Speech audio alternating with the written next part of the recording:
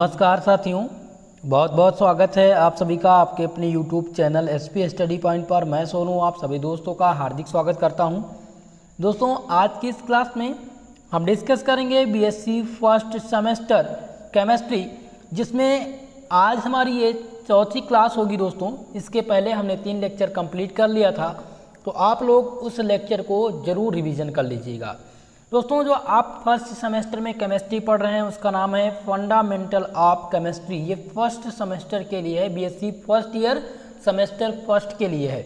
दोस्तों, ये क्लास आपको NEP के तहत चलाई जा रही है, यानी कि नई शिक्षा नीति जो लागू हुई है 2020 के अंतर्गत। तो आपका सेमेस्टर वाइज पैटर्न लागू कर दिया गया है, तो हम सेमेस्टर फर्स्ट के लिए प्रिपेयर हो रहे हैं। चलिए दोस्तों, क्लास को स्टार्ट करते हैं। आज की इस क्लास में जो हमारा चौथा लेक्चर होगा वो होगा डाईपोल मूवमेंट। आज हम पूर्णतया डाईपोल मूवमेंट पढ़ेंगे। इसके पहले हमने अनुनाद पढ़ लिया था, जिसका नाम है रिजोनेंस कहते हैं, और हमने फॉर्मल चार्ज निकालना सीख लिया था, और लुईस डॉट स्ट्रक्चर भी हमने सीख लिया था। तो आज हमारा जो लेक्चर होगा वो होगा डाईपोल मूवमेंट को लेकर के। बहुत ही इंपॉर्टेंट टॉपिक है डाईपोल मूवमेंट। जिनके एग्ज़ाम में MCQ प्रश्न आने हैं उनके लिए बहुत ही महत्वपूर्ण रहता है, और न्यूमेरिकल का एक प्रश्न यहाँ से बनने का चांस होता है। चलिए दोस्तों, स्टार्ट करते हैं आज की इस क्लास को। आइए दोस्तों, आज एक सकारात्मक सोच के साथ आज की इस क्लास का प्रारंभ करेंगे। दोस्तों, बारिश की बूंदें भले ही छोटी हों, लेकिन उनका लगातार बरसना बड़ी नदियों का बहाव बन सकता है। वैसे ही अगर हम छोटे छोटे प्रयास भी करें तो ज़िंदगी में बड़ा परिवर्तन ला सकते हैं। ठीक है दोस्तों, तो ये जो थॉट है इससे आप सब लोग अपने जीवन में परिवर्तन लाना सीखिए। जैसे कि कोई छोटी छोटी जो बूंदें हैं, आप देखते हैं बारिश के समय में अगर लगातार बारिश होती रहती है और भले ही बहुत ही कम बारिश हो, लेकिन उसका जो आकार होता है वो धीरे धीरे एक बड़ी नदियों का बहाव बन सकता है। अगर उसी तरह हम डेली छोटा छोटा प्रयास करें, यानी कि 2 घंटे करके पर डे पढ़ें, तो लगातार आपको पढ़ने से, कहने का मतलब ये है कोई भी काम आप करिए, कोई भी आप काम करिए, लेकिन उसका जो कार्य है वो लगातार होना चाहिए, तभी आपको सफलता मिलेगी। चलिए दोस्तों, क्लास को स्टार्ट करते हैं। तो फर्स्ट सेमेस्टर केमिस्ट्री पढ़ रहे हैं हम, और आज का हमारा टॉपिक है डाईपोल मूवमेंट। बहुत ही महत्वपूर्ण टॉपिक है दोस्तों। डाईपोल मूवमेंट को हिंदी में कहते हैं द्विध्रुव आघूर्ण कहते हैं। ठीक है, तो हम इसको बहुत ही बेसिक के साथ शुरुआत करेंगे, और इनमें हम पढ़ेंगे कि आखिर में डाईपोल मूवमेंट होता क्या है, इसका एप्लीकेशन क्या होगा, और ये किस चीज़ के लिए आया है डाईपोल मूवमेंट। ठीक है, तो चलिए क्लास को स्टार्ट करते हैं दोस्तों। तो सबसे पहले मैं आपको एक वाइट पेज पर कुछ चीज़ें समझाना चाहूँगा, आप लोग समझने का प्रयास करिएगा, फिर आपको डेफिनेशन में समझाता हूँ। देखिए दोस्तों, जो डाईपोल मूवमेंट है, डाईपोल मूवमेंट, ठीक है, ये आखिर में आया क्यों, ये फाइंड करने के लिए आया है the percentage of ionic character. Percentage of ionic character find करने के लिए आया है। आपको पता है दोस्तों कि कोई भी बॉन्ड जो होता है, ठीक है, कोई भी बॉन्ड है, ना तो वो परफेक्टली कोवेलेंट होता है और ना ही वो परफेक्टली आयनिक होता है। ठीक है, तो किसी भी कंपाउंड में कितना आयनिक कैरेक्टर है, कितना आयनिक कैरेक्टर है, इसी को जानने के लिए हमें पढ़ना है डाईपोल मूवमेंट को। इतनी बात समझ में आ गई? मैं रिवीजन करूंगा एक बार। ठीक है, डाईपोल मूवमेंट से हम आखिर में फाइंड क्या करेंगे, तो डाईपोल मूवमेंट से हमें पता चलता है फाइंड, यानी कि to find the percentage of ionic character, ionic character in a covalent compound. ठीक है, तो इतनी बात समझ में आ गई दोस्तों। हम डाईपोल मूवमेंट की सहायता से परसेंटेज निकालेंगे किसका, किसी भी आयनिक कैरेक्टर का, यानी कोवैलेंट कंपाउंड में किसी भी आयनिक कैरेक्टर में जो कोवैलेंट बॉन्ड है वो आयनिक है या नहीं है, इसी के बारे में हमें पढ़ना है डाईपोल मूवमेंट के अंतर्गत। दूसरी बात, डाईपोल मूवमेंट से हमें क्या पता चलता है, नोट करते रहिएगा। देखिए, डाईपोल मूवमेंट से हमें क्या पता चलता है, तो हमें डाइपोल मोमेंट से ये पता चलता है किसी भी कोवैलेंट कंपाउंड में आयनिक जैसी चीज़ें हैं या नहीं, आयनिक जैसे चीज़ें है या नहीं है। अब एक एग्जाम्पल ले लेते हैं। देखिए मैं एक एग्जाम्पल की तरह आप लोग को बताना चाहूँगा। मैंने ले लिया H और F और एक ले लिया H और H, ठीक है। अब आप यहाँ पर देखेंगे कि फ्लोरीन जो है इसके पास ये इलेक्ट्रोनेगेटिव तत्व है, तो यहाँ पर क्या आ जाएगा, डेल माइनस, यहाँ पर होगा डेल प्लस। अब इसके अंतर्गत देखिए यहाँ पर क्या हो रहा है, इलेक्ट्रोनेगेटिविटी का डिफरेंस आ रहा है। किसका इलेक्ट्रोनेगेटिविटी का डिफरेंस आ रहा है? तो जब इलेक्ट्रोनेगेटिविटी का डिफरेंस होगा तो इसमें पोल बनेगा, और जब पोल बनेगा तो ये बॉन्ड जो होगा, ये कंपाउंड क्या होगा, ये पोलर होगा। क्या हो जाएगा, पोलर होगा। लेकिन अगर यही बात करें हाइड्रोजन की, तो हाइड्रोजन में आप देखेंगे कि यहाँ पर कोई चार्ज नहीं होगा, तो यानी कि ये जो होगा ये नॉन पोलर होगा। यहाँ पर पोल नहीं बन रहे हैं, यहाँ पर पोल बन रहे हैं प्लस माइनस बन रहे हैं ना, तो ये पोलर और ये नॉन पोलर। तो अब समझ में आ गया कि डाइपोल मोमेंट से आपको एक चीज़ और पता चलेगी, डाइपोल मूवमेंट से आपको एक चीज़ और पता चलेगी। वो क्या पता चलेगी, कोई भी बॉन्ड, कोई भी कंपाउंड पोलर है या नहीं है। पोलर नॉन पोलर का पता चलता है किससे, डाइपोल मूवमेंट से। चलिए अब आगे बढ़ते हैं, बहुत सारी चीज़ समझना है। अब मैंने एक एग्जांपल आप लोग को यहाँ पर दिया था दोस्तों, जैसे कि ये डाइपोल मूवमेंट मैंने बताया था ना, कि एक एग्जांपल लिया था किसका, हाइड्रोजन फ्लोराइड का और हाइड्रोजन का। यहाँ पर पोल बन रहे थे क्योंकि फ्लोरीन जो है मोर इलेक्ट्रोनेगेटिव तत्व है, समझ में आया आपको। लेकिन यहाँ पर पोल नहीं बन रहे थे, तो मैंने कहा जिसका पोल बने वो पोलर है ना, यही तो कहा था। जिसमें पोल बन जाए वो क्या हो जाएगा, वो हो जाएगा पोलर, और जिसमें नहीं बनेगा वो नॉन पोलर हो जाएगा। तो ये केस लगभग केवल और केवल 70% ही अप्लाई होगा। अब भाई मैं आपको एक तत्व ले लेता हूँ, एक जो कंपाउंड ले लेता हूँ, ठीक है, BF3। अब इसको अगर आपको बताना है कि इसका डाइपोल मोमेंट कितना होगा, कैसे फाइंड करेंगे, या ये पोलर है या नॉन पोलर है, तो कैसे निकालेंगे। तो आप सबसे पहले क्या करेंगे, आपको सबसे पहले क्या करना होगा, इसका स्ट्रक्चर बनाना होगा। अब आप देखेंगे कि इसका स्ट्रक्चर इसी प्रकार से तो बनेगा, F और F। अब देखिए मैंने आपको बताया था जिसमें पोल बन जाए, तो आपको पता है फ्लोरीन जो है मोर इलेक्ट्रोनेगेटिव है, तो इसका डायरेक्शन किस प्रकार से बनेगा, इसी प्रकार से तो बनेगा। इसमें पोल बन रहे हैं, इसमें क्या बन रहे हैं, पोल बन रहे हैं, लेकिन ये क्या है, पोलर नहीं है। ये क्या है भैया, BF3, ये पोलर नहीं है। तो मैंने आप लोग को बताया था कि जिसमें पोल बन जाए वो पोलर, और जिसमें पोल ना बने वो नॉन पोलर। लेकिन इसमें तो पोल बन भी रहे हैं, फिर भी ये क्या है, नॉन पोलर है। तो ये कैसे नॉन पोलर है उसको अभी हम समझते हैं, ठीक है। तो कहने का मतलब मेरे ये है कि हम पोल के हिसाब से नहीं कह सकते हैं, पोल वहीं पर अप्लाई होगा जहां पर दो एलिमेंट्स केवल शामिल होंगे। इतनी बात समझ आ गई। चलिए आगे हम समझते हैं, बहुत ही बेसिक से समझ में आएगा दोस्तों, परेशान बिल्कुल मत रहिए। मुझे लगता है कि अभी तो आपको कुछ जो चीज़ें मैंने बताया वो समझ में आ गया। अब हमें इसमें देखना क्या है, पोलर और नॉन पोलर कैसे निकालें, पोलर और नॉन पोलर। चलिए अब इसको हम समझते हैं। तो हमें पोलर और नॉन पोलर जानने के लिए क्या पढ़ना पड़ेगा, डाइपोल मोमेंट पढ़ना पड़ेगा। तो डाइपोल मोमेंट से हमें पहली चीज़ तो ये पता चलती है पोलर और नॉन पोलर। दूसरी चीज़ क्या पता चलती है, परसेंटेज ऑफ आयनिक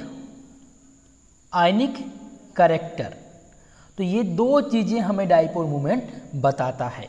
कहाँ पर, यानी कि to find the percentage of ionic character in a covalent compound, ठीक है। ये दो चीज़ें आपको डाइपोल मोमेंट बताने वाला है।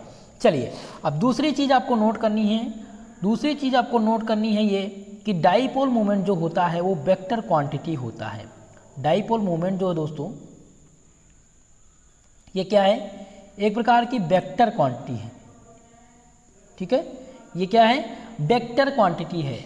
अगर इसका सिंबल की बात करें, इसका सिंबल किस प्रकार से होता है, तो इसका सिंबल होता है, इसका जो डायरेक्शन होता है वो कैसा होता है, वो लेस इलेक्ट्रोनेगेटिविटी टू मोर, यानी कि less electronegativity to more negative elements के सफिक्स में इसका डायरेक्शन होता है। ये डायरेक्शन इस प्रकार से होता है, जैसे हाइड्रोजन और फ्लोरीन की बात करें तो इसका जो डायरेक्शन होगा वो क्या होगा, इस प्रकार से होगा। इतनी बात समझ आ गई, तो आपको इसका सिंबल पता चल गया। अब इसको डिनोट किससे करते हैं, डिनोट मैंने आप लोग को बताया था कि जो डाईपोल मूवमेंट है, डाईपोल मूवमेंट जो है वो एक प्रकार का वेक्टर क्वांटिटी है। इसको हम डिनोट किससे करते हैं, तो कहीं कहीं पर इसे वेक्टर p से डिनोट करते हैं और कहीं कहीं पर इसे वेक्टर म्यू से डिनोट करते हैं। इतनी बात आप नोट कर लीजिएगा, ठीक है। दूसरी बात, इसका फॉर्मूला क्या होता है, तो इसका फॉर्मूला होता है दोस्तों डाईपोल मोमेंट का mu equal to Q into d, ठीक है। क्या होता है, mu equal to Q into d. चलिए, mu equal to Q into d. अब यहाँ पर क्यू क्या है, क्यू है charge on any one atom, charge on any one atom. और ये जो डी है ये क्या दिखाता है, ये दिखाता है इंटर न्यूक्लियर डिस्टेंस। क्या दिखाता है भैया, इंटर न्यूक्लियर डिस्टेंस। दोस्तों आपको वीडियो पसंद आ रही हो तो प्लीज़ वीडियो को लाइक कर दीजिए। अभी मैं समझा रहा हूँ, बाकी अभी मैं आपको जो थ्योरीज हैं उसको समझाऊंगा, वहाँ पर आपको और अच्छे से क्लियर होगा। लेकिन जब बेसिक आपको पता होगा, जैसा कि मैंने अभी तक आपको क्या बताया, मैंने अभी तक आपको बताया कि कैसे हम किसी भी चीज़ का परसेंटेज निकालेंगे, किसी भी अनिक कैरेक्टर का कैसे परसेंटेज निकालेंगे। दूसरी बात, पोलर और नॉन पोलर कैसे हम फाइंड करेंगे। दो चीज़ आपको पता चली। डाईपोल मोमेंट कैसी क्वांटिटी है, इसका सिंबल क्या होगा, इसका फॉर्मूला क्या होगा, इतनी बात आपको पता हो गई। चलिए अब आगे बढ़ते हैं और हम इसको और अच्छे से समझने का प्रयास करते हैं। तो अब देखते हैं, सबसे पहले क्या हम देखेंगे, पोलर और नॉन पोलर निकालना, जो सबसे इम्पॉर्टेंट है, पोलर और नॉन पोलर। दोस्तों पोलर और नॉन पोलर के सापेक्ष में आपको ध्यान ये रखना है, किसी भी मॉलिक्यूल, कोई भी जो मॉलिक्यूल है वो पोलर है या नॉन पोलर है, यही बताना है। तो इसको ज्ञात करने के लिए हमें क्या ज्ञात करना पड़ेगा, हमें जानना होगा नेट डाईपोल मोमेंट।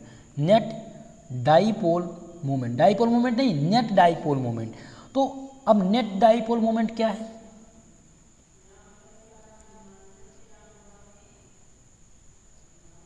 ठीक है। तो डाईपोल मोमेंट, अब हमें नेट डाईपोल मोमेंट किसे पता चलेगा, तो ध्यान रखिएगा, जब म्यू नेट की वैल्यू, जब म्यू नेट की वैल्यू 0 आ जाए तो कोई भी जो मॉलिक्यूल होगा, कोई भी कंपाउंड होगा, वो क्या हो जाएगा, नॉन पोलर होगा। अगर म्यू नेट की वैल्यू नॉट इक्वल टू 0 आ जाए तो वो क्या हो जाएगा, पोलर होगा। इस केस में अब हम पोलर और नॉन पोलर फाइंड करेंगे। तो कैसे निकालेंगे, चलिए अभी हम डिस्कस करते हैं। इतनी बात समझ आ गई।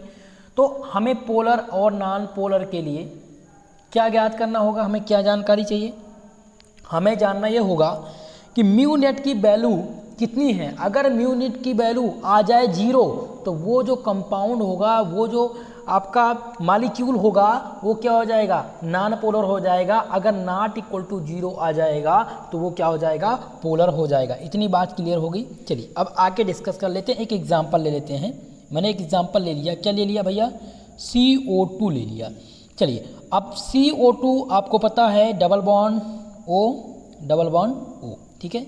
चलिए अब इसमें आपको निकालना है म्यू नेट।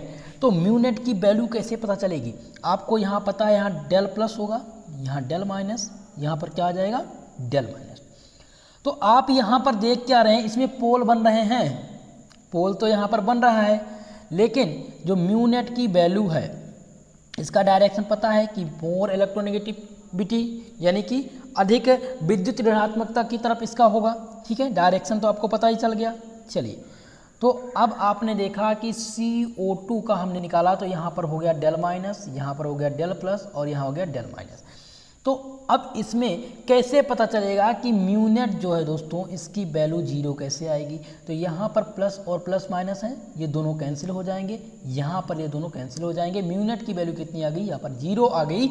और जैसे ही म्यू नेट की वैल्यू 0 आई, आपका जो कंपाउंड है, आपका जो मॉलिक्यूल है, तो क्या हो जाएगा? नॉन पोलर हो जाएगा। पहला एग्जाम्पल आपने देख लिया। चलिए आगे बताते हैं, बिल्कुल परेशान मत रहिए, यही इंपॉर्टेंट है। ये आपसे देखिए कम से कम 10 प्रश्न आएंगे आपके एग्जाम में। यहाँ से आपके एग्जाम में 10 प्रश्न आने वाले हैं, एमसीक्यू मोड में पूछे जाएंगे। क्या पूछा जाएगा भैया? पूछ लिया जाएगा डाईपोल मोमेंट बताइए, किसका डाईपोल मोमेंट 0 है? म्यू नेट जिसे कहते हैं। अब भाई मैंने आप लोग को, चलिए इतनी तो समझिए, चलिए यही समझा देते हैं। अगर यही क्वेश्चन था, यहाँ पर मैंने पूछा था कि आपसे पूछ लिया जाए कि CO2 जो है ये पोलर है या नॉन पोलर, तो कैसे आप फाइंड करेंगे? तो फटाक से आपको स्ट्रक्चर बनाना है, ठीक है? आपको यहाँ पर स्ट्रक्चर बनाना है। स्ट्रक्चर जैसे बनाए, आपने देखा कि इसके पास क्या है? विद्युत ऋणात्मकता है, यहाँ पर प्लस चार्ज आएगा, यहाँ पर माइनस चार्ज, दोनों में पोल नहीं बन रहे हैं, ये कैंसिल हो जाएगा। ये दोनों क्या हो जाएगा भैया? ये दोनों कैंसिल हो जाएगा, ठीक है? और जैसे ही कैंसिल होगा तो क्या हो जाएगा? कैंसिल जैसे हुआ तो इसकी जो म्यू नेट की वैल्यू है वो 0 आ जाएगी। तो अगर आपसे पूछ लिया जाए कि ये पोलर है, तो म्यू नेट की वैल्यू अगर 0 आ गई इक्वल टू 0, तो क्या हो जाएगा? ये नॉन पोलर होगा। अगर नॉट इक्वल टू 0 आई तो पोलर होगा। लेकिन यहीं पर आपसे ये पूछ ले कि ये बताइए कि ये जो कंपाउंड है, ये CO2 जो दिया गया है, ठीक है? क्वेश्चन अगर पूछे कि बताइए कार्बन डाइऑक्साइड जो है ये, इसका डाईपोल मोमेंट कितना होगा? इसका डाईपोल मोमेंट, ठीक है? तो डाईपोल मोमेंट कैसे निकालेंगे? फटाक से आप क्या करेंगे? इसका म्यू नेट निकाल दीजिए। तो भैया जैसे ही म्यू नेट की वैल्यू निकालेंगे आप, तो म्यू नेट की वैल्यू आपने देखा कि कितना आ रहा है? 0 आ रहा है। तो इसका डाईपोल मोमेंट कितना होगा? 0 होगा। इतनी बात क्लियर हो गई? क्लियर हो गया ना? अब आपको पोलर, नॉन पोलर और डाईपोल मोमेंट निकालना आ गया। आगे जो न्यूमेरिकल है उनको मैं सॉल्व कराऊंगा, बिल्कुल निश्चिंत रहिए। चलिए अब कुछ चीज़ें हैं जो इम्पॉर्टेंट हैं, नोट करना है आपको। जैसे यहाँ पर दिया गया डाई एटॉमिक। अब डाई एटॉमिक क्या है? Diatomic molecule. अब डाई एटॉमिक मॉलिक्यूल में हम सबसे पहले होमो एटॉमिक मॉलिक्यूल की बात करेंगे। होमो एटॉमिक मॉलिक्यूल क्या होते हैं? अभी यहीं से आपको रट जाएगा। आप जैसे ही कोई कंपाउंड देखेंगे फटाक से बता देंगे ये पोलर है, इसमें इसका डाईपोल मोमेंट कितना होगा, तुरंत निकाल लेंगे, ठीक है? तो आप नोट कर लीजिए, होमो एटॉमिक मॉलिक्यूल। अब होमो एटॉमिक मॉलिक्यूल क्या होते हैं? होमो एटॉमिक मॉलिक्यूल वो होते हैं जिनमें दोनों जो एटम होते हैं, जो दोनों एटम होंगे वो सेम होंगे। जैसे कि हाइड्रोजन और हाइड्रोजन, H और H, इसमें दोनों जो मॉलिक्यूल होंगे वो सेम होंगे। तो होमो एटॉमिक मॉलिक्यूल के अंतर्गत कौन से कंपाउंड आएंगे? जिनमें दोनों तरफ जो एटम होंगे वो सेम होंगे, वो क्या हो जाएंगे? होमो एटॉमिक मॉलिक्यूल। इतना पहले आप नोट कर लिए या स्क्रीनशॉट ले लीजिए, ठीक है? स्पष्ट नहीं है लेकिन मैं जल्दी ही आपको बोर्ड पर क्लास दूंगा दोस्तों, वहाँ पर आपको और अच्छे से क्लियर होगा। चलिए अब आपने देखा कि होमो एटॉमिक मॉलिक्यूल क्या है? जहां पर दोनों तरफ एटम सेम हो वो क्या है? होमो एटॉमिक। जिनमें केवल और केवल 2 एटम ही शामिल हो, ठीक है? कितना? केवल 2 एटम ही शामिल हो और दोनों सेम हो, वो क्या है? होमो एटॉमिक मॉलिक्यूल। अब होमो एटॉमिक मॉलिक्यूल का हम म्यू नेट कितना आएगा? अभी यहीं पर आप देख लीजिए, देखिए होमो एटॉमिक मॉलिक्यूल, ठीक है? इतनी बात समझ आई? चलिए अब होमो एटॉमिक मॉलिक्यूल कैसे हैं? जैसे कि H2, जैसे कि Cl2, जैसे कि Br2, जैसे कि F2, ठीक है? अब आप इसमें देखिए H2 में पोल क्या हो रहा भैया? बताइए जल्दी से। Br2 इसमें क्या होगा? पोल बनेगा या नहीं बनेगा? चलिए थोड़ा सा डिसबैलेंस हो गया, कट गया, तो फिर से लिखने का प्रयास करूंगा दोस्तों। देखिए यहाँ पर मैंने बताया था होमो एटॉमिक मॉलिक्यूल। तो इसमें क्या होता है, दोनों एटम क्या होते हैं, सेम होते हैं। जैसे कि मैंने बताया आपको H2, तो इसमें क्या हो रहा है भैया, पोल नहीं बन रहा है, पोल नहीं बन रहा है। और म्यूनेट की वैल्यू जो आएगी यहाँ पर, जो म्यूनेट की वैल्यू आएगी वो 0 आएगी। क्या आएगी, 0 आएगी। तो ये जो कंपाउंड होगा ये क्या होगा, नॉन पोलर होगा। क्या हो जाएगा, नॉन पोलर हो जाएगा। इसी प्रकार से जैसे कि हम ले लेते हैं कोई भी कंपाउंड, जैसे कि हमने ले लिया Cl2, क्या ले लिया, तो Cl और Cl, ठीक है। अब इसमें आप देख रहे हैं कि म्यूनेट की वैल्यू 0 आएगी। क्यों आएगी, क्योंकि दोनों एटम सेम हैं। यहाँ पर कोई भी इलेक्ट्रोनेगेटिविटी, दोनों इलेक्ट्रोनेगेटिविटी डिफरेंस दिखा रहा है, तो ये क्या हो जाएगा, इसका जो म्यूनेट होगा वो 0 आएगा। और जैसे ही म्यूनेट 0 हुआ तो ये क्या हो जाएगा, ये नॉन पोलर हो जाएगा। यही आपसे पूछ ले कि Cl2 का डाइपोल मोमेंट तो कितना आएगा भैया, 0 आएगा। इतनी बात क्लियर हो गई। तो अब आपको लिखा देते हैं H2 Cl2 Br2 F2, ये कहीं भी आपको दिख जाएं, इनका डाइपोल मोमेंट क्या होगा, 0 होगा। और ये सभी क्या होंगे, नॉन पोलर होंगे। क्या होंगे, नॉन पोलर होंगे। इतनी बात नोट कर लिया आप लोग। चलिए अब हम 3 अणु को देखते हैं जिनमें 2 एटम होंगे लेकिन डिफरेंस होंगे, ठीक है। अब हम हेट्रो एटॉमिक की बात करते हैं। हेट्रो एटॉमिक क्या होता है, हेट्रो एटॉमिक मॉलिक्यूल। तो हेट्रो एटॉमिक मॉलिक्यूल क्या होते हैं भैया, ऐसे एटम होते हैं जिनमें दोनों तरफ के एटम क्या हो जाएंगे, डिफरेंट होंगे। क्या होंगे, डिफरेंट होंगे। दोनों एटम क्या होंगे, सेम नहीं होंगे। जैसे कि हाइड्रोजन फ्लोराइड। तो हाइड्रोजन फ्लोराइड में आपने देखा कि हाइड्रोजन के ये दोनों अणु क्या हैं, डिफरेंट हैं। तो जब भी दोनों एटम डिफरेंट हो देखें आपको, तो उसकी जो म्यूनेट की वैल्यू है दोस्तों, म्यूनेट की वैल्यू हो जाएगी वो नॉट इक्वल टू 0 होगी, यानी कि वो 0 के बराबर नहीं होगी। तो ये कंपाउंड क्या हो जाएंगे, पोलर हो जाएंगे। इतनी बात नोट कर लीजिए आप लोग, इतनी बात। चलिए समझ में आ रही है, समझ में आ रहा हो तो थम्स अप कर दीजिए भाई। सभी लोग वीडियो को लाइक कर दीजिए। जो भी हमारे साथ पहली बार जुड़ रहे हैं, चैनल को जरूर सब्सक्राइब करिए। क्लास आपकी अब नियमित चलाई जाएगी, कोई भी दिक्कत आपको होने वाली नहीं है। इसका मैं कंप्लीट PDF भी दूंगा। अभी मैं समझा रहा हूँ दोस्तों, ये आपकी बेसिक है और ये इम्पॉर्टेंट है। तो मुझे लग रहा है कि लगभग 100% तो मैं नहीं श्योर कर सकता, लेकिन लगभग 70% तो आपके समझ में आनी ही चाहिए, ठीक है। एक बार रिपीट करके देखिएगा, समझ में आ जाएगा। तो मैंने आप लोग को क्या बताया कि हेट्रो एटॉमिक मॉलिक्यूल वो मॉलिक्यूल होते हैं जिनमें दोनों एटम क्या हों, डिफरेंट टाइप के लगे हों, ठीक है। तो जब दोनों एटम डिफरेंट हों, केवल 2 ही एटम हों, तो उसकी म्यूनेट की वैल्यू कितनी आएगी, 0 आएगी। और जैसे ही म्यूनेट की वैल्यू 0 और नॉट इक्वल टू 0 हुई, तैसे वो पोलर क्या हो जाएगा, वो कंपाउंड क्या हो जाएगा दोस्तों, पोलर कंपाउंड हो जाएगा। और इसकी जो डाइपोल मोमेंट होगा वो नॉट इक्वल टू 0, यानी 0 इसका डाइपोल मोमेंट नहीं आएगा, कुछ आएगा लेकिन 0 नहीं आएगा। समझ में आ गया। चलिए अब दूसरा कंपाउंड ले लेते हैं हेट्रो एटॉमिक मॉलिक्यूल का ही। जैसे कि मैंने ले लिया हाइड्रोजन ब्रोमाइड। अब मैंने आपको बताया था कि इसमें क्या होगा भैया, इसमें ब्रोमीन जो है यहाँ पर आपको आएगा डेल प्लस और यहाँ पर आ जाएगा डेल माइनस। ब्रोमीन क्या है, इलेक्ट्रोनेगेटिव है, ठीक है। विद्युत ऋणात्मकता क्या है, इसमें इलेक्ट्रोनेगेटिविटी का डिफरेंस आ रहा है ना। तो मैंने आपको बताया था, जहाँ एक मैंने शुरुआत में बताया था कि जहाँ पर पोल बन जाए वो पोलर, जहाँ पोल ना बने वो नॉन पोलर। तो यहाँ पर आप देख रहे हैं कि हाइड्रोजन ब्रोमाइड में क्या हो रहा है भैया, पोल बन रहा है, पोल बन रहा है, इलेक्ट्रोनेगेटिविटी का डिफरेंस आ रहा है, तो ये पोलर हो जाएगा। तो पोलर और नॉन पोलर फाइंड करना पता हो गया। पोलर कैसे निकालेंगे और नॉन पोलर कैसे निकालेंगे, हम म्यूनेट की वैल्यू जब 0 आ जाए तो वो कंपाउंड क्या हो जाएगा, नॉन पोलर हो जाएगा। नॉट इक्वल टू 0 आ जाए म्यूनेट की वैल्यू, तो और म्यूनेट कैसे निकालते हैं, मैंने आप लोग को बता दिया कि जो एटम होंगे किस प्रकार से, mu equal to Q into D लगा देंगे, आपका निकल आएगा, ठीक है। तो इतनी बात समझ में आ गया। चलिए आगे बढ़ते हैं। डाइपोल मोमेंट भी निकालना मैंने बता दिया। तो ये हो गया हेटेरो एटॉमिक मॉलिक्यूल की।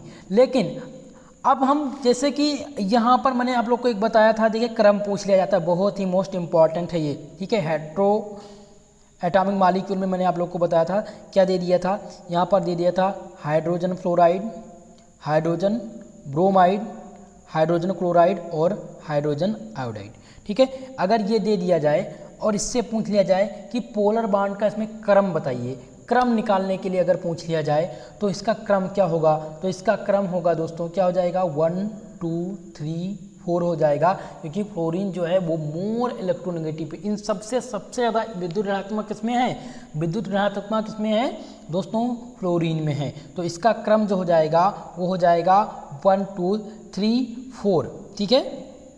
और यहाँ पर आपको क्यों देखना है, डिस्टेंस नहीं देखना है, ओके। चार्ज के हिसाब से आप इसका क्रम हमेशा देखिए, जब भी आपसे ये कंपाउंड, ये क्वेश्चन आपसे एग्जाम में पूछा जाएगा, ये 100% पूछा जाता है, हर बार पूछा गया, इस बार भी पूछा जाएगा। आपसे दे देगा कि बताइए hydrogen fluoride, hydrogen bromide, iodide और क्लोराइड, यहाँ पर क्लोराइड और आयोडाइड थोड़ा स्पष्ट नहीं दिख रहा है, एक बार फिर से लिखने का प्रयास करेंगे दोस्तों। देखिए यहाँ पर आपसे दे दे फ्लोरीन, ब्रोमीन, क्लोरीन और आयोडीन। अब इसमें बता दें कि आपको पोलर बॉन्ड का क्रम बताना है, इसमें क्रम बताइए, इसका क्रम कैसा रहेगा। तो इसमें आप क्रम किसके हिसाब से, चार्ज के हिसाब से देखेंगे या डिस्टेंस के हिसाब से देखेंगे, तो आपको चार्ज देखना है, किसके हिसाब से, चार्ज के हिसाब से। तो चार्ज क्या है, फ्लोरीन मोर इलेक्ट्रोनेगेटिव तत्व है, पता है आपको मोर इलेक्ट्रोनेगेटिव तत्व है। जब फ्लोरीन मोर इलेक्ट्रोनेगेटिव तत्व है तो क्या हो जाएगा, सबसे पहले आएगा क्या आ जाएगा, फ्लोरीन आएगा, उसके बाद में क्या आ जाएगा, ब्रोमीन आएगा, उसके बाद में क्या आ जाएगा, क्लोरीन आएगा और उसके बाद में आयोडीन आएगा। यही क्रम सही होगा चार्ज के हिसाब से। और डिस्टेंस के हिसाब से अगर देखा जाए, दूरी के हिसाब से, तो दूरी के हिसाब से आएगा आयोडीन, क्लोरीन, ब्रोमीन और फ्लोरीन, ठीक है। तो इतनी बात ध्यान रखिएगा। चलिए, तो हमने क्या बताया, हमने डिस्कस कर लिया, पहला हमने डाया एटॉमिक मॉलिक्यूल देखा, जहाँ पर केवल और केवल 2 एटम थे, दोनों सेम थे। तो जब भी दोनों एटम सेम हों तो उसकी म्यूनेट की वैल्यू क्या आ जाएगी, उसकी म्यूनेट की वैल्यू आएगी 0, और जब म्यूनेट की वैल्यू 0 तो वो कंपाउंड क्या हो जाएगा, वो कंपाउंड हो जाएगा नॉन पोलर हो जाएगा। और उसके डाइपोल मोमेंट कितना आएगा, तो डाइपोल मोमेंट इसका निकलेगा 0। इतनी बात समझ में आ गई। दूसरा मैंने आप लोग को क्या बताया, दूसरा बताया हेटेरो एटॉमिक। हेटेरो एटॉमिक में मैंने क्या बताया कि हेटेरो एटॉमिक में मॉलिक्यूल होते हैं जिसमें डिफरेंट एटम लगे होते हैं, जैसे कि हाइड्रोजन फ्लोराइड। अब इसमें क्या होगा कि म्यू नेट की जो वैल्यू होगी वो नॉट इक्वल टू 0 होगी, और जब म्यू नेट की वैल्यू नॉट इक्वल टू 0 हो जाएगी तो ये कंपाउंड क्या हो जाएगा भैया, ये कंपाउंड पोलर हो जाएगा, और इसकी म्यूनेट की जो इसकी डाइपोल मोमेंट होगी वो 0 नहीं आएगी। 2 हो गया। अब हम तीसरा डिस्कस कर लेते हैं, उसके बाद थ्योरी की क्लास, थ्योरी आपको बताते हैं कि कैसे आपको लिखना है, ओके। चलिए, इतना समझ जाएंगे तो वैसे ही आप थ्योरी लिख देंगे। तीसरा होता है poly atomic, poly atomic molecule. ये क्या होते हैं भैया, पॉली एटॉमिक मॉलिक्यूल, इसमें 2 से 3 एटम लगे होते हैं। क्या होता है, 2 से 3 मॉलिक्यूल होते हैं, एटम होते हैं, एलिमेंट्स होते हैं। जैसे कि मैंने बता दिया, यहाँ पर ले लिया एग्जांपल BeCl2, BeCl2, ठीक है। तो इसमें आपको अगर निकालना है, इसका 2 या 3 एटम हो, ठीक है, 2 एटम लगे हों या 3 हों, तो इसको क्या कहते हैं, पॉली एटॉमिक कहते हैं। जैसा कि अब पॉली एटॉमिक लिखने की ज़रूरत तो है नहीं, अब सीधा सीधा मैं लिखता हूँ क्या, BeCl2। तो इसमें अब आपको क्या करना है, सबसे पहले अगर आपसे कहा जाए कि बताइए ये डाइपोल मोमेंट इसका कितना होगा, ये पोलर है या नॉन पोलर है, तो कैसे फाइंड करेंगे। तो इसके लिए मैंने आप लोगों को बताया कि म्यू नेट निकालना। अब आप सबसे पहले क्या करेंगे, स्ट्रक्चर बनाएंगे, किसका भैया, BeCl और यहाँ पर एक Cl, 2 Cl लगा दिया। अब आपने देखा कि Be जो है ये क्या है भैया, यहाँ पर आ रहा है डेल माइनस, यहाँ पर डेल माइनस, यहाँ पर डेल प्लस। अब इसका पोल किस प्रकार से बनेगा, मोर इलेक्ट्रोनेगेटिव तत्व, ठीक है। तो आपको इस प्रकार से इसका पोल बना। अब आपने इसमें देखा कि ये दोनों कैंसिल हो रहे हैं, म्यू नेट की वैल्यू क्या आ जाएगी भैया, प्लस माइनस माइनस हो जाएगा, यहाँ पर जीरो, ये भी जीरो, तो जब जीरो आ जाएगा तो ये कैंसिल, तो म्यू नेट की वैल्यू कितनी आ गई, जीरो आ गई। ये कंपाउंड क्या होगा, नॉन पोलर होगा। समझ में आ गया। इसी प्रकार से मैंने आप लोग को एक एग्जाम्पल और ले लेता हूँ, CO2 ले लेता हूँ। अब CO2 में मैंने आप लोग को पहले भी बता रखा है, ठीक है। यहाँ पर क्या हो जाएगा, del plus del minus del minus. अब इसका जो बनेगा इस प्रकार से बनेगा, ठीक है। और जैसे ही इस प्रकार से बना तो आपने देखा कि ये दोनों क्या हो रहे हैं, कैंसिल हो रहे हैं, तो इसकी म्यू नेट की वैल्यू कितनी आ रही, जीरो आ रही, इसलिए ये क्या हो जाएगा, नॉन पोलर हो जाएगा। तो अगर इस प्रकार से कंपाउंड आपको दिख जाए तो आप क्या करेंगे, सीधा सीधा आप बता देंगे कि ये नॉन पोलर हैं। एक मैं और ले लेता हूँ, C2H2। जल्दी से बताइए किसका फॉर्मूला है भाई, सभी लोग जल्दी से बताइए किसका फॉर्मूला है। चलिए, अब इसका अगर आपसे निकालना हो, क्या निकालना हो भैया, ये बताना हो कि ये पोलर है नॉन पोलर, ये पूछा गया था एग्जाम में, ठीक है। तो कैसे निकालेंगे, सबसे पहले आप इसका स्ट्रक्चर बना लीजिए। इसका लुईस डॉट स्ट्रक्चर इस प्रकार से बनेगा, यहाँ पर क्लियर नहीं हो पा रहा है, चलिए। C2H2 लिखेंगे, HC triple bond C single bond H। अब आप इसमें देखेंगे कि पोल इसमें बन रहे हैं कि नहीं। अब यहाँ पर भी तो पोल बन रहा है भैया, यहाँ पर क्या है, नेगेटिव चार्ज, इलेक्ट्रोनेगेटिविटी का डिफरेंस, यहाँ भी इलेक्ट्रोनेगेटिविटी का डिफरेंस, तो इसमें क्या हो रहा है, इसमें पोल्स बन रहे हैं। लेकिन इसकी जो म्यू नेट है वो कितनी आ रही है, जीरो आ रही है। तो म्यू नेट जैसे ही जीरो आया ये क्या हो जाएगा, नॉन पोलर हो जाएगा। क्या हो जाएगा, नॉन पोलर, ठीक है। तो इतनी बात समझ में आ गई। अब आपको पोलर और नॉन पोलर निकालना आ गया। चलिए अब आगे बात करते हैं। एक चीज़ आप नोट कर लीजिए, नोट करने योग्य क्या है, नोट डाल के लिखिएगा, मैं बोल रहा हूँ आप लोग नोट कर लीजिए कि symmetric surrounding atom are same.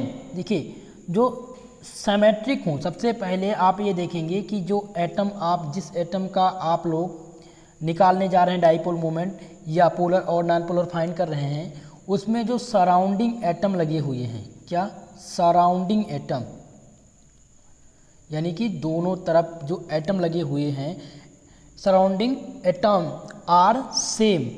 अगर सराउंडिंग एटम सेम हैं then mu net will be zero. Mu net की वैल्यू जीरो आएगी, और जब म्यू नेट की वैल्यू जीरो आएगी तो ये नॉन पोलर होगा। ये एक ट्रिक है, ट्रिक नोट कर लीजिए। वो कौन सी ट्रिक है पोलर और नॉन पोलर फाइंड करने के लिए, आपको देखना है कि कोई भी कंपाउंड में जो सराउंडिंग एटम है वो एटम सबसे पहले क्या होना चाहिए, सिमेट्रिक होना चाहिए। सिमेट्रिक होना चाहिए, सिमेट्रिक मतलब समझ रहे हैं ना, सिमेट्रिक होना चाहिए। और जो सराउंडिंग एटम है, सराउंडिंग एटम जो है दोस्तों, वो क्या होना चाहिए, सेम होना चाहिए। तो वहाँ पर उसकी म्यू नेट की वैल्यू जीरो आएगी, और ऐसे कंपाउंड क्या कहलाएंगे, नॉन पोलर कहलाएंगे। अब एग्जाम्पल कोई मैं आपको दे दूँ, जैसे कि मैंने आप लोग को बताया, यहाँ पर आप देखिए HC triple bond C single bond H, ये सराउंडिंग एटम है, दोनों सेम है, तो इसकी म्यू नेट की वैल्यू कितनी आएगी, जीरो आएगी। इसी प्रकार से मैं आपको बताऊं, मैंने ले लिया कार्बन डाइऑक्साइड CO2। अब यहाँ पर आपने देखा ये C है, double bond O double bond O, यहाँ पर दोनों सराउंडिंग एटम सेम है, तो इसकी म्यू नेट की वैल्यू जीरो आ गई। समझ में आया। तो ट्रिक ये है दोस्तों कि जहाँ भी आपको सराउंडिंग एटम क्या हो जाए, दिख जाए सेम, सराउंडिंग एटम जैसे ही आपको सेम दिखे आप समझ लीजिए ये नॉन पोलर है। कोई और एग्जांपल दे दूं आपको, जैसे कि मैंने अभी आपको बताया था, क्या बताया था, BeCl2। तो आपने देखा कि Be इधर, Cl और Cl, ठीक है। तो यहाँ पर क्या आ रहा था, म्यू नेट की वैल्यू कितनी आ रही है, जीरो आएगी, क्योंकि सराउंडिंग एटम सेम है। तो ये एक ट्रिक नोट कर लीजिएगा, नोट कर लीजिए। जब कंपाउंड सिमेट्रिक हो और उसके जो दोनों तरफ एटम हैं दोस्तों वो सेम हो, तब म्यू नेट की वैल्यू जीरो आएगी और कंपाउंड क्या हो जाएगा, नॉन पोलर हो जाएगा। ठीक है, चलिए तो इतना समझ में आ गया। आगे एक टॉपिक्स और क्लियर करेंगे, एक चीज़, जैसे कि आपसे जब भी यहाँ पर अभी तक तो हम पढ़ रहे थे कितना, सिमेट्रिक पढ़ रहे थे। तो सिमेट्रिक पढ़ रहे थे तो सिमेट्रिक में म्यूनेट की वैल्यू 0 आ रही थी। तो एग्जांपल के लिए आप ध्यान रखेंगे, जब भी आपको BF3 दिख जाए, BI3 दिख जाए या BBR3 दिख जाए तो ये क्या हो जाएंगे, ये सभी नॉन पोलर होंगे। इसकी म्यूनेट की वैल्यू क्या आएगी, 0 आएगी। इतनी बात समझ में आ गई। चलिए आगे हम डिस्कस करते हैं कि टेट्राहेड्रल ज्योमेट्री कैसे निकालेंगे। टेट्राहेड्रल ज्योमेट्री जैसे कि आपसे जो मॉलिक्यूल होगा वो AB4 होगा, इसमें 4 एटम होंगे। क्या होंगे, 4 मॉलिक्यूल होंगे। तो इसको क्या कहते हैं, जब भी 4 आपको दिख जाएं तो वो क्या हो जाएंगे, टेट्राहेड्रल हो जाएंगे। टेट्राहेड्रल ज्योमेट्री भी निकालने के लिए पूछी जाती है। ज्योमेट्री बताइए, पूछ लेगा कि भैया ये बताइए कि CCl4 की ज्योमेट्री कैसी है, ज्योमेट्री कैसी है। तो आप ध्यान रखिएगा कि जहाँ भी यहाँ पर एक ये जो मैं आपको बता रहा हूँ AB4 मतलब यहाँ पर कोई भी कंपाउंड है, यहाँ पर रहेगा क्या, C हो जाए और B4, यानी जो दूसरा कंपाउंड है B वाला उसके एटम 4 हो। जहाँ पर आपको 4 दिख जाए, 4 एलिमेंट्स क्या दिख जाएं, 4 एलिमेंट्स दिख जाएं, ये 4 मॉलिक्यूल दिख जाएं तो वो किसकी ज्योमेट्री क्या होगी, टेट्राहेड्रल होगी। ठीक है, तो टेट्राहेड्रल ज्योमेट्री किसकी होती है, जैसे कि मैं बात करूं BB3 की क्या होती है, सिमेट्रिक होती है। क्या होती है भैया, सिमेट्रिक होती है। नोट कर लीजिए BB3 की कितनी आएगी, BB3 यानी कि कोई भी कंपाउंड, जैसे कि मैं ले लेता हूं BF3, इसकी जो ज्योमेट्री होगी वो क्या हो जाएगी, सिमेट्रिक होगी। ठीक है, इतनी बात समझ आ गई। और अगर मैं ले लूँ VF4, इसकी जो ज्योमेट्री होगी वो क्या होगी, टेट्राहेड्रल। टेट्राहेड्रल कैसे, BF4, जहाँ भी आपको AB4 दिख जाए वहाँ पर क्या होगा, टेट्राहेड्रल होगा। चलिए अब इसका हम डाइपोल मोमेंट फाइंड करते हैं और इसमें देखते हैं पोलर और नॉन पोलर कैसे निकालना है। तो इसमें क्या करेंगे, हम बात कर रहे थे AB4 की, तो AB4 में आते क्या क्या हैं, यहाँ पर आप लिख सकते हैं CCl4, CH4, SiF4। अगर इनकी ज्योमेट्री पूछी जाए तो इनकी ज्योमेट्री जो होगी वो टेट्राहेड्रल होगी। नोट कर लीजिए, टेट्राहेड्रल। अब इसमें कैसे हम पोलर और नॉन पोलर फाइंड करेंगे, तो पोलर और नॉन पोलर फाइंड करने के लिए हमें निकालना क्या होता है, म्यूनेट निकालना होता है। मैंने ले लिया यहाँ पर CCl4, ठीक है, Cl और Cl। अब यहाँ पर म्यूनेट की वैल्यू अगर निकालेंगे तो कैसे बनेगा भैया, सबका इसी प्रकार से बनेगा। इलेक्ट्रोनेगेटिविटी का डिफरेंस इसमें आ रहा है तो म्यूनेट की वैल्यू जो हो जाएगी वो 0 हो जाएगी और ये कंपाउंड क्या हो जाएगा, नॉन पोलर हो जाएगा। समझ में आ गया। तो अगर आपको CCl4, CH4, SiF4 दिख जाए तो ये क्या हो जाएगा, ये सभी नॉन पोलर हैं और इसका डाइपोल मोमेंट कितना आएगा, 0 आएगा। इतना क्लियर कर लीजिएगा। ठीक है, चलिए तो जहाँ भी सराउंडिंग एटम सेम हो वहाँ पर क्या हो जाएगा, सराउंडिंग एटम सेम हो नॉन पोलर, और अगर नहीं सेम है तो नॉन पोलर। ठीक है, इतनी बात ध्यान रखिएगा। अब मैं आपको बता दूं कि जैसे भी कोई एटम आपको दिख जाए, जैसे कि यहाँ पर मैंने ले लिया CH3F। अब यहाँ पर सराउंडिंग एटम सेम नहीं है, तो सराउंडिंग एटम सेम नहीं है तो ये सीधा सीधा आप लिखिए कि भैया ये पोलर है। और जहाँ भी सराउंडिंग एटम सेम दिख जाए, जैसे कि मैंने CO2 लिख दिया था, तो ये क्या हो जाएगा, ये नॉन पोलर हो जाएगा। तो अगर आपसे कम पूछ लिया जाए, जैसे बताइए CH2Cl2, ये बताइए पोलर है या नॉन पोलर, जल्दी से सभी लोग का आना चाहिए आंसर, ये पोलर है या नॉन पोलर। तो कैसे फाइंड करेंगे, चलिए बता देते हैं आपको। मैंने आप लोग को बताया था कि सराउंडिंग एटम आपको देखना है दोनों तरफ के सेम है, तो आप देख रहे हैं कि यहाँ पर डिफरेंट है, यहाँ पर Cl2 है, यहाँ पर कार्बन है। ठीक है, तो अब जैसे ही डिफरेंट हुआ तो ये कंपाउंड क्या हो जाएगा, पोलर हो जाएगा। इसकी म्यूनेट की जो वैल्यू होगी वो नॉट इक्वल टू 0 होगी। ठीक है, और इसका डाइपोल मोमेंट 0 नहीं आएगा। इतनी बात समझ में आ गई। चलिए एक कंपाउंड और बताइए, मैंने एक दे दिया CH2 और F2, ये बताइए पोलर है या नॉन पोलर है। दूसरा एक कंपाउंड और नोट कर लीजिए F4, ये बताइए पोलर है या नॉन पोलर है, जल्दी से सभी लोग बताइए। चलिए, तो ये आपका CH2F2, यहाँ पर सराउंडिंग एटम सेम नहीं है तो ये पोलर होगा। क्या होगा? पोलर होगा। म्यू नेट की वैल्यू कितनी आएगी? नॉट इक्वल टू 0 आएगी। लेकिन यहाँ पर VF4 सराउंडिंग एटम क्या है? सेम है, तो इसका कितना आएगा? म्यू नेट इक्वल टू 0 आएगा और ये नॉन पोलर हो जाएगा। मुझे लगता है पोलर और नॉन पोलर में अब आपको कन्फ्यूज़न नहीं रह गई होगी। ओके, चलिए एक एलिमेंट और निकालते हैं। अगर आपसे पूछ लिया जाए AB6 पूछ लिया जाए, ठीक है, या पहले AB5, हमने 4 तक देख लिया था, AB4 तक देख लिया था, है ना। AB4 का मतलब समझ रहे हैं ना, जैसे कि CCl4, इसका आप कैसे निकालेंगे? तो अब हम AB5 निकालते हैं। A का मतलब हो गया कोई भी कंपाउंड, A का मतलब हो गया P, अब 5, ये Cl5 हो गया, ठीक है। तो अब मुझे लगता है AB5 से समझ रहे होंगे क्या है, AB5। इसका अगर आपको निकालना हो म्यू नेट या डाइपोल मोमेंट या फिर पोलर और नॉन पोलर, तो जब भी आपको AB5 दिख जाए तो इसकी जो ज्योमेट्री होगी वो ट्राइगोनल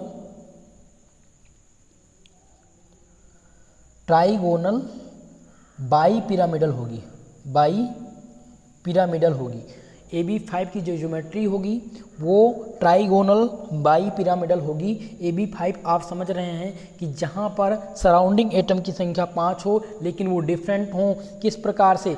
जैसे कि मैं देख रहा हूँ PCl5, यहाँ पर आप देख रहे हैं क्लोरीन की संख्या 5 है, जहाँ भी क्लोरीन की संख्या 5, यहाँ पर हाइड्रोजन भी हो सकता है, कोई भी एटम हो सकता है, लेकिन यहाँ पर अगर 5 दिख जाए तो इसकी जो ज्योमेट्री होगी वो ट्राइगोनल बाई पिरामिडल होगी, ठीक है।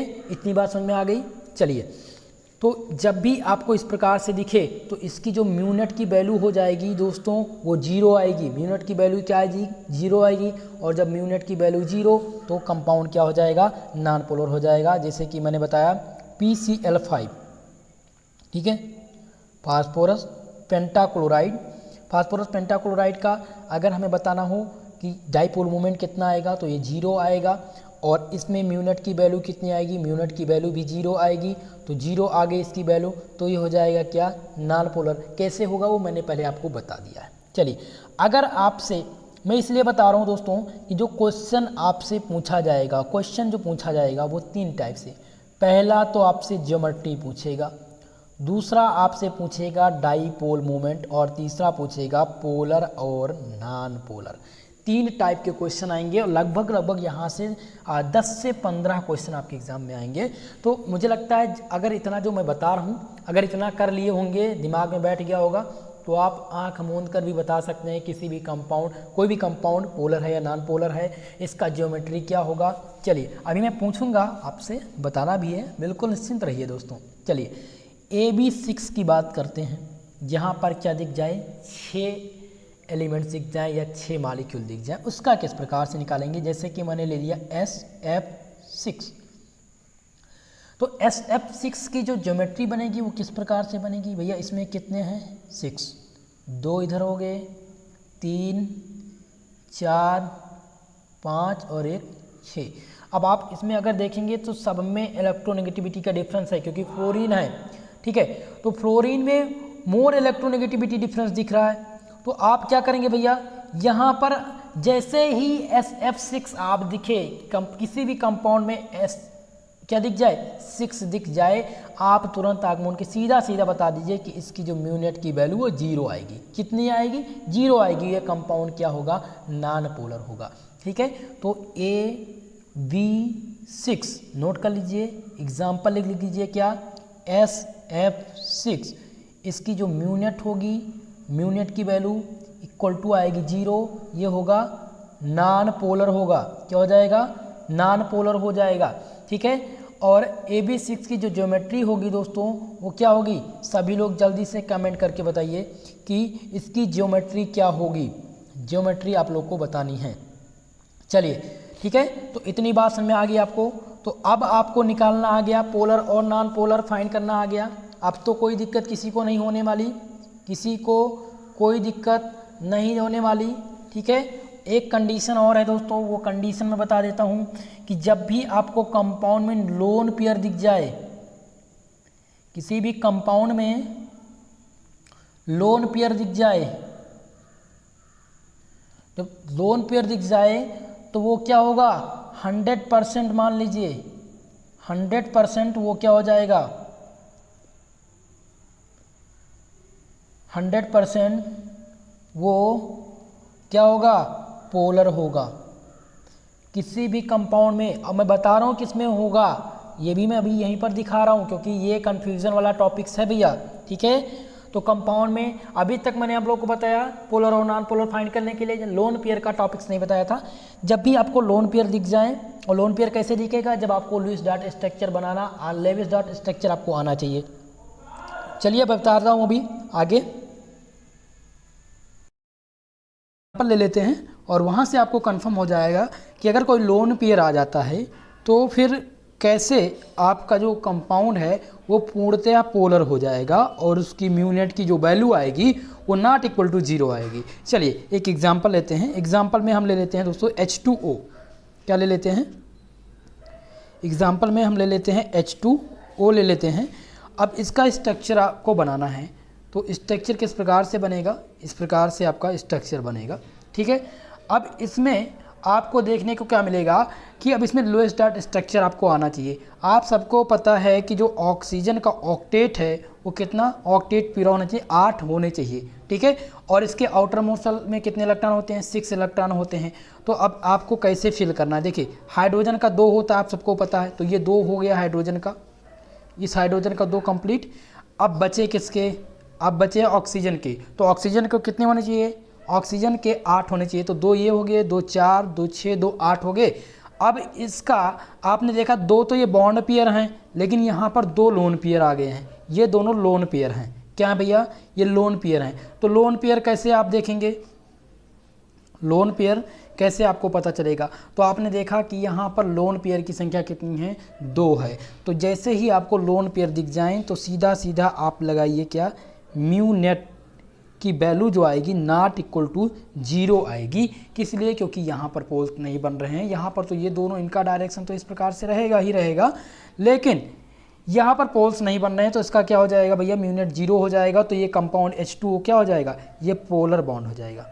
क्या हो जाएगा, ये पोलर कंपाउंड। ओके, तो ये कंफर्म हो गया। चलिए एक एग्जांपल मैं और आप लोग को दे देता हूँ, वहाँ से आपको और क्लियर हो जाएगा। जैसे ईथर, ईथर का क्या होता है, CH3 single bond O CH3, ठीक है।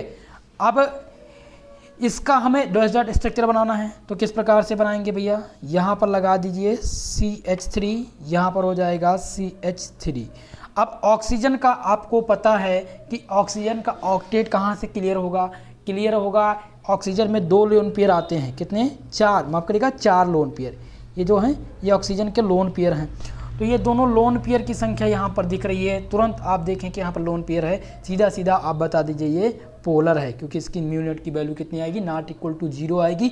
इसका कुछ ना कुछ डाइपोल मोमेंट निकलेगा, ठीक है। तो 100% ये मानकर चलिए कि जहाँ भी आपको लोन पेयर दिख जाए वो 100% क्या होगा, पोलर होगा। बाकी जो भी फॉर्मूला था वो मैंने आप लोग को बता दिया है। चलिए अब हम समझते हैं कि ये तो रहा आपका कंप्लीटली बता दिया कि कैसे फाइंड करना है, ज्योमेट्री कैसे निकालनी है, डाइपोल मोमेंट कैसे निकालना है, लेकिन अब आपको लिखना कैसे है, अब यहाँ से और क्लियर हो जाएगा। आप हेडिंग डाल दीजिएगा डाइपोल मोमेंट। अब लिखेंगे it is defined as a polar molecule, यानी इसे पोलर मालिक्यूल की तरह दिखाया जाता है, लाइक HCl H2O। अब मैं यही आपसे पूछ लूँ कि HCl, आप बताइए कि HCl और H2O इनमें दोनों में से कौन पोलर है और कौन नॉन पोलर है, जल्दी से सभी लोग बता दीजिए भैया, किसको किसको पता है HCl और H2O। देखिए अब कैसे निकालेंगे HCl, मैंने आप लोग को बताया था कि जब डिफरेंट एटम दिख जाएं और 2 एटम हों तब उसकी म्यू नेट की वैल्यू क्या होगी, नॉट इक्वल टू 0 होगी, ठीक है। तो यहाँ पर आप देख रहे हैं कि HCl में पोल बन रहा है। सबसे पहले मैंने आप लोग को बताया था, देखिए Cl क्या है, इलेक्ट्रोनेगेटिविटी का डिफरेंस यहाँ पर आ रहा है, इसका डायरेक्शन किस प्रकार से बनेगा, इस प्रकार से बनेगा। तो जब आपने देखा क्लोरीन, इसका इलेक्ट्रोनेगेटिविटी डिफरेंस है, तो ये बॉन्ड क्या हो जाएगा, ये क्या हो जाएगा भैया, जल्दी से बताइए, ये पोलर है कि नॉन पोलर है, ये पोलर बॉन्ड हो जाएगा, क्या हो जाएगा, पोलर हो जाएगा। म्यू नेट की वैल्यू क्या आएगी, इसकी म्यू नेट की वैल्यू आएगी नॉट इक्वल टू 0। अब यहीं अगर बात कर लें किसका, H2O का, H2O का हम ले लेते हैं, कैसे निकालेंगे, चलिए। तो H2O का मैंने आप लोग को बताया था निकालने के लिए, क्योंकि यहाँ पर लोन पेयर आएगा। ऑक्सीजन, यहाँ पर हाइड्रोजन रखा, 2 हाइड्रोजन थे, ठीक है। अब ऑक्सीजन के पास कितने लोन पेयर हैं, 2 और 2 4 लोन पेयर हैं। तो जहाँ भी लोन पेयर आपको दिख जाए ये क्या हो जाएगा, पोलर हो जाएगा। तो यानी कि मैंने आपसे पूछा था HCl, तो HCl क्या है, ये पोलर है, माफ़ करिएगा, नॉन पोलर है। और H2O है दोस्तों, वो भी पोलर है, क्योंकि यहाँ पर क्या है, यहाँ पर आपको जो है लोन पेयर की संख्या दिख रही है, और HCl में क्या है, यहाँ पर पोल बन रहे हैं, ठीक है, क्योंकि जो क्लोरीन है वो इलेक्ट्रोनेगेटिव तत्व है, ठीक है। और हाइड्रोजन के पास क्या रहेगा, यहाँ पर डेल प्लस आएगा, यहाँ पर डेल माइनस आएगा। लेकिन अगर यहीं पर एक मैं एग्जांपल और ले लूँ, जैसा कि मैंने CO2 ले लेता हूँ, ठीक है, यहाँ पर और क्लियर हो जाएगा, समझाने का प्रयास करूँगा, समझ लीजिएगा, ठीक है। C ले लिया, यहाँ पर डबल बॉन्ड O, ठीक है, C डबल बॉन्ड O, ठीक है। अब यहाँ पर क्या है कि आप देखेंगे ऑक्सीजन के पास क्या है, ऑक्सीजन के पास क्या आ रहा है, डेल माइनस, इसके पास डेल प्लस, इसके पास डेल माइनस। अब इसका डायरेक्शन किस प्रकार से बनेगा, इस प्रकार से इसका डायरेक्शन बनेगा ना, इसी प्रकार से तो बनेगा। अब इसमें क्या हो रहा है, दोनों कैंसिल हो रहे हैं, तो जो दोनों एटम कैंसिल हो रहे हैं तो इसकी म्यू नेट की वैल्यू कितनी आ रही है, 0 आ रही है। तो 0 जब म्यू नेट की वैल्यू आएगी तो क्या हो जाएगा, कंपाउंड क्या हो जाएगा, नॉन पोलर हो जाएगा। और इसका डाइपोल मोमेंट कितना होगा, 0 का। तो हमने क्या आपसे पूछा था, CO2, तो ये क्या है भैया, ये नॉन पोलर है, और इसका डाइपोल मोमेंट जो होगा वो 0 आएगा, ठीक है। चलिए, इतनी बात कंफर्म हो गई।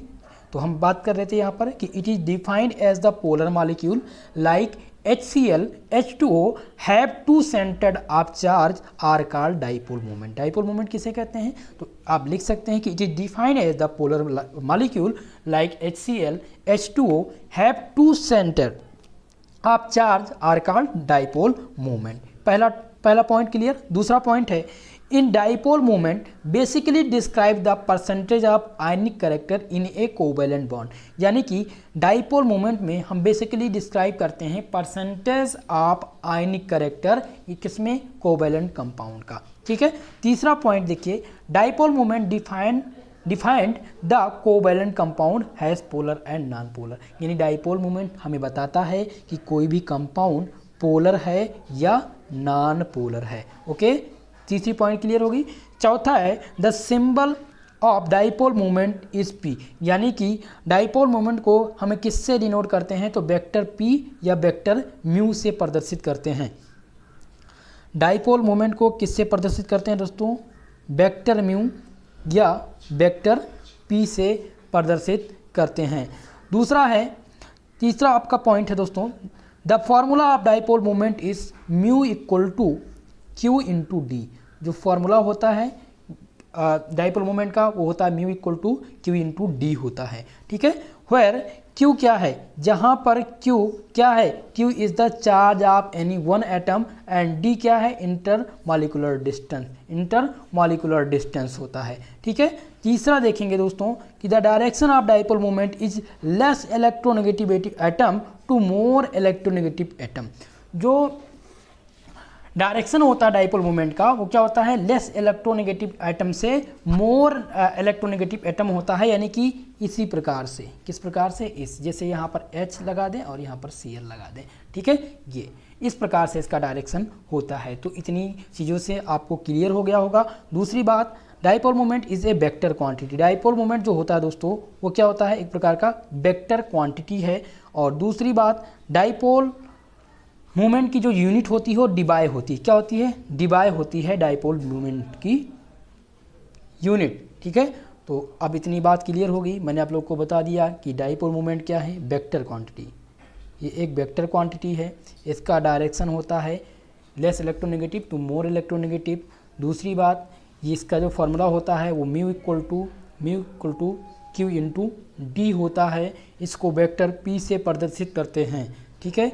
इतनी बात क्लियर हो गई। चलिए अब आपको लिखना किस प्रकार से है, द डाइपोल मोमेंट किस प्रकार से हम लिखेंगे, तो when the covalent bond is formed between two different atom then the shared paired electron does not remains exactly in the middle of two atom, but it is a slightly shift towards the more electronegative atom to bonds. दोस्तों यहाँ पर दिया गया है कि जब एक covalent bond formed होता है किसके बीच, बिटवीन टू डिफरेंट एटम, दो डिफरेंट एटम से, then shared paired electron does not remains exactly in the middle of two atom, but it is slightly shift towards more electronegative atom to bond.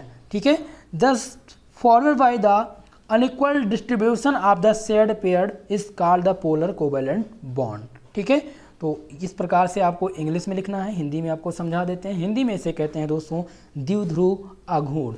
तो द्विध्रुव आघूर्ण क्या होता है, जब एक सहसंयोजक बंध दो समान परमाणुओं के मध्य होता है तो उसके इलेक्ट्रॉन युग्म का बंटवारा दोनों परमाणु के बीच बिल्कुल समान न होकर के असमान हो जाता है और इलेक्ट्रॉन घनत्व जो होता है उस परमाणु की ओर अधिक हो जाता है, जो अधिक तरह विद्युतीय होता है। क्या होता है, जो अधिक तरह विद्युतीय होता है।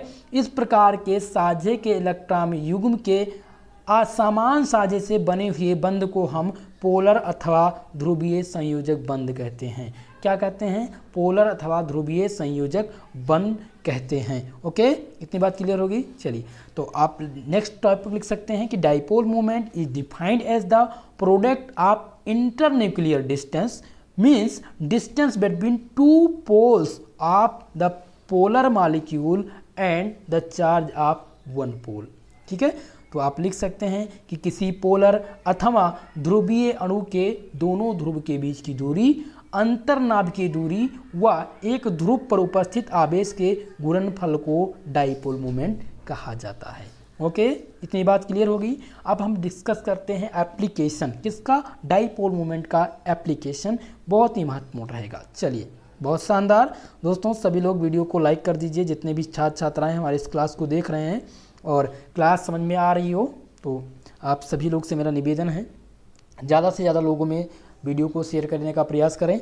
दोस्तों एक बार इस क्लास का रिवीजन ज़रूर करिएगा, ये क्लास आपके लिए बहुत ही इम्पॉर्टेंट है क्योंकि यहाँ से बहुत सारे प्रश्न आपके एग्ज़ाम में बनने वाले हैं। मैं बात करूँगा DDU यूनिवर्सिटी के छात्र छात्राओं के लिए, कानपुर यूनिवर्सिटी के छात्र छात्राओं के लिए, आगरा यूनिवर्सिटी और जिन यूनिवर्सिटी में ऑब्जेक्टिव एग्ज़ाम होने हैं, काफ़ी यूनिवर्सिटी हैं जिनका भी कन्फ्यूज़न है, तो मैं पेपर पैटर्न को लेकर के एक क्लास देने वाला हूं कि कैसे आपका एग्ज़ाम पैटर्न रहेगा और कैसे आपका पेपर पैटर्न रहने वाला है। चलिए, तो application of dipole moment heading डाल दीजिए। आप लिखेंगे पहला एप्लीकेशन क्या है, determination of percentage ionic character. पहला एप्लीकेशन क्या है, determination of percentage ionic character, यानी किस प्रकार से हम आयनिक कैरेक्टर निकालेंगे। तो with the help of dipole moment the percentage ionic character of a molecule can be determined as will already discuss। दोस्तों पहला एप्लीकेशन डाइपोल मोमेंट का ये कहता है कि किस प्रकार से हम परसेंटेज ऑफ आयनिक कैरेक्टर निकालेंगे। तो हम किस प्रकार से निकालेंगे, with the help of dipole moment की सहायता से हम परसेंटेज निकालेंगे किसका, आयनिक कैरेक्टर का, ऑफ ए मॉलिक्यूल, किसी भी मॉलिक्यूल का परसेंटेज ऑफ आयनिक कैरेक्टर किसकी सहायता से निकालेंगे, डाइपोल मोमेंट की सहायता से निकालेंगे, जो आपको पता है। ठीक है, जो मैंने आप लोग को बता दिया है। दूसरा एप्लीकेशन ये कहता है कि determination of the shape of A molecule, यानी कि डाइपोल मोमेंट की सहायता से हम किसी भी मॉलिक्यूल का शेप पता कर सकते हैं, जो मैंने आप लोग को बता दिया। जैसे कि मैंने आप लोग को बताया था कि AB3 ये क्या है, सिमेट्रिक है। AB4 अगर दिख जाए तो क्या हो जाएगा, टेट्राहेड्रल हो जाएगा।